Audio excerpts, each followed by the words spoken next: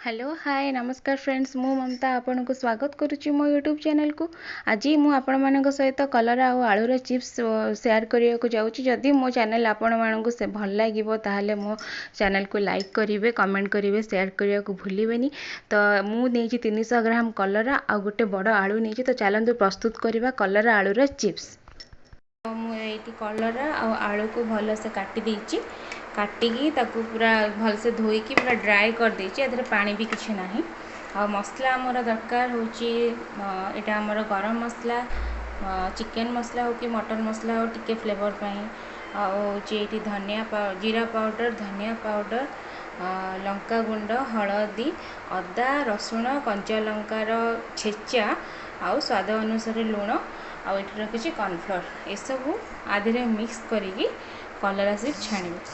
तो चलतु देखा कलरा चिप्स केमती मु प्रस्तुत करूँ। देखी कलरा आलूर चिप्स। तो कलरा आलूर चिप्स पाई मु कलरा आ आलू को पूरा स्लाइस करिकी काटिकी ताकू धोईकी क्लीन करिकी मु ताकू ड्राई करिकी रखीची पूरा सुखेकी फैन रे।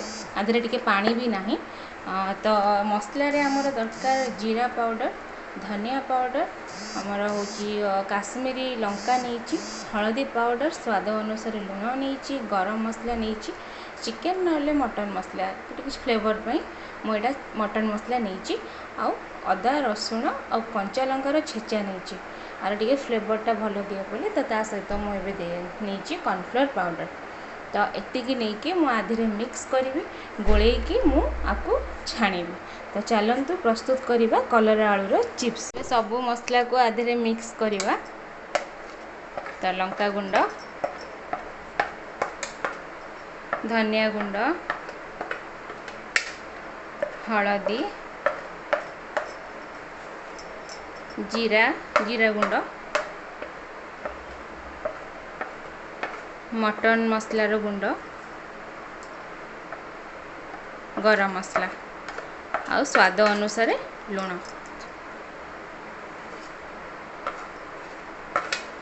और ता सहित अदा, कंचा लंका, रसुण छेचा जो रखी सबू आधे मिक्स कर। तो ये कॉर्नफ्लोर नबा।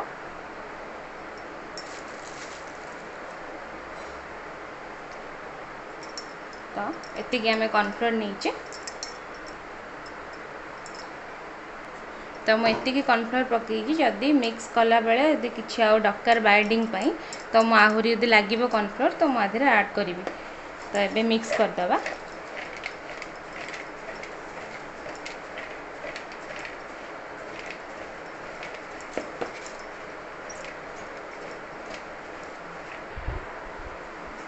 तो ये देखो मु पूरा भलसे मिक्स कर देछि।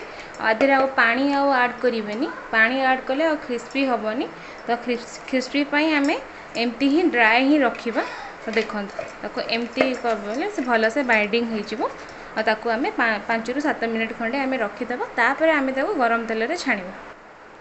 5 ରୁ 7 मिनट रखिला परे पानी पूरा रिड्यूस होला। देखो पानी आ दबा को पड़लानी से टिके मिक्स करदेली हाथ रे। तो ये आम तेल रे छाणिबा। तो ये तेल गरम कर देछि। तेल पूरा हाई फ्लेम रे ही रखी। तेल गरम होला परे आमे ताको पकेइबा। तो ये पकेइबा आमे।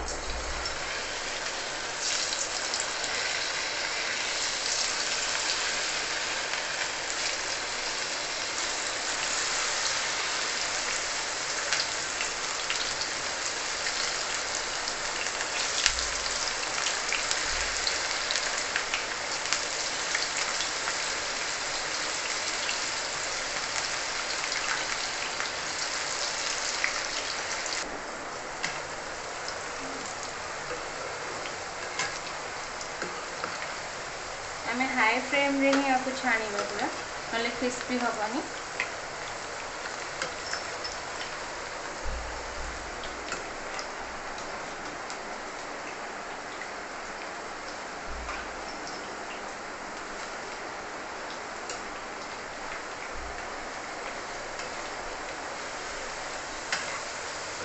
तो ये आमर गोल्डन ब्राउन कलर हो गला। तो ये आम आपको काढ़ी नवा।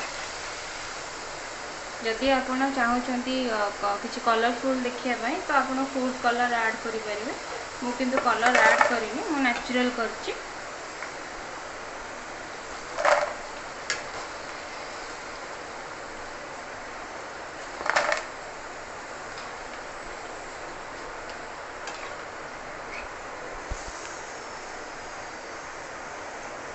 आमर तो यहीपरी भाव में आम सब कलर एमती छाणीदबा, एमती टाइप आसो आपणकर। तो ये प्रस्तुत हो गला आमर कलर आलू चिप्स। तो देखंतु केते क्रिस्पी होईची आमर।